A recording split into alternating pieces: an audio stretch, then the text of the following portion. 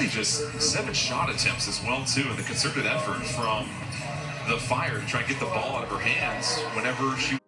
Attention to Indiana. After starting the season 4-2, the Fever have lost 2 in a row, and they're coming off a 16-point loss to the Fire yesterday.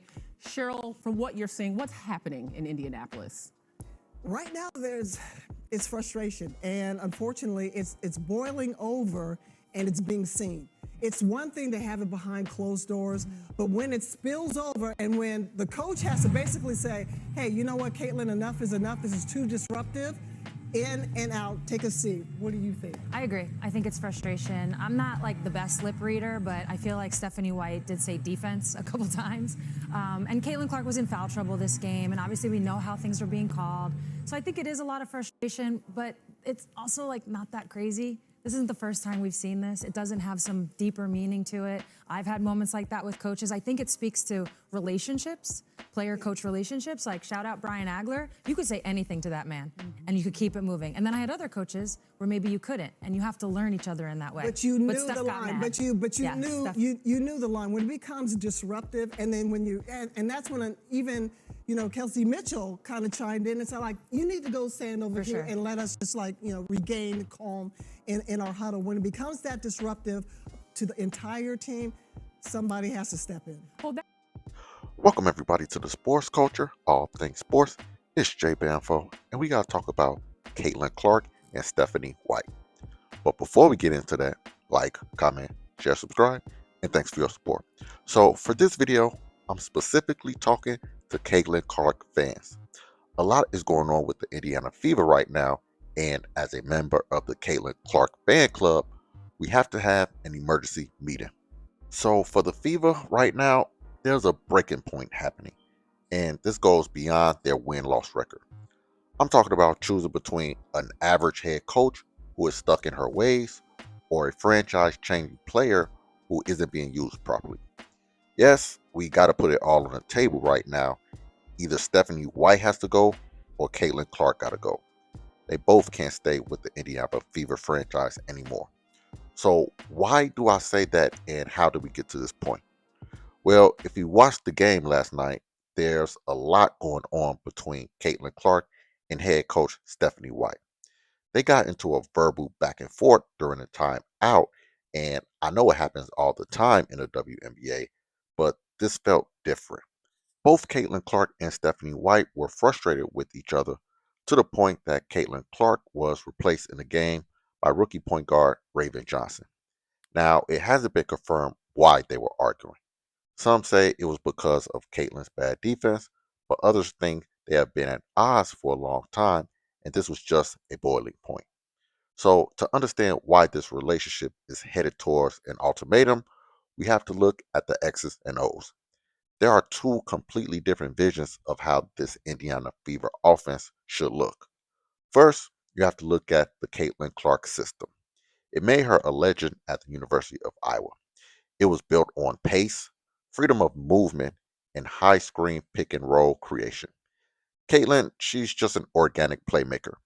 She thrives when the floor is completely spread out, when transition lanes are wide open, and when she has the ultimate green light to read the defense in real time. We all know she wants to play fast, hunt early shots, and force the defense to guard as soon as she crosses half court. Now, with Stephanie White, it's the complete opposite of what Caitlin wants to do. Her philosophy is rooted in a structured half court offense with an inside out type balance.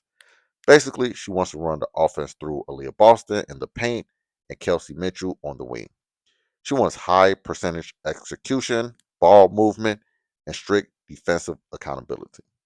So, what the Fever have right now is a confused offense.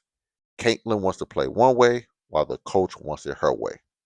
Now, if I were a decision maker in Indiana, it's a no brainer on what I would do. All you have to do is give the keys to Caitlin and let her run her offense. It's not that difficult of a decision. When you have a generational player like Caitlin Clark, you build everything around her. Whatever she wants, you as an organization has to make it happen. But the problem is the Fever are treating her like any other player on the roster. They want her to fit into their system no matter how predictable it is. At this point, Caitlin Clark is the system, just like LeBron James is the system, no matter what team he plays for. But the Fever don't see it that way. And Caitlin Clark fans, we're frustrated and we're ready for a change. So everybody is making a big deal about her defense right now. And I do agree, she has to get better. But the coaching staff has not put her in a better position to be a decent defender. For example, last night, they made no adjustments and left her out there on the island to get torched. There was no help side defense all game. So what did you actually expect? Steph Curry is also an average to poor defender, but the Warriors always have a game plan for him on defense, so he wouldn't be left hanging to dry. That's not happening with the Fever, and for whatever reason, they haven't made any defensive changes. So for all the Caitlin Clark fans out there, we know she is the franchise. She generates the ticket sales, the television ratings, and she is the centerpiece you build around for the next decade.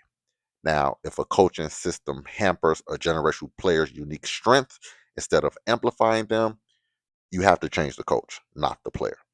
Now, if things don't change, desperate times call for desperate measures, and I mean Caitlin Clark has to demand a trade at that point.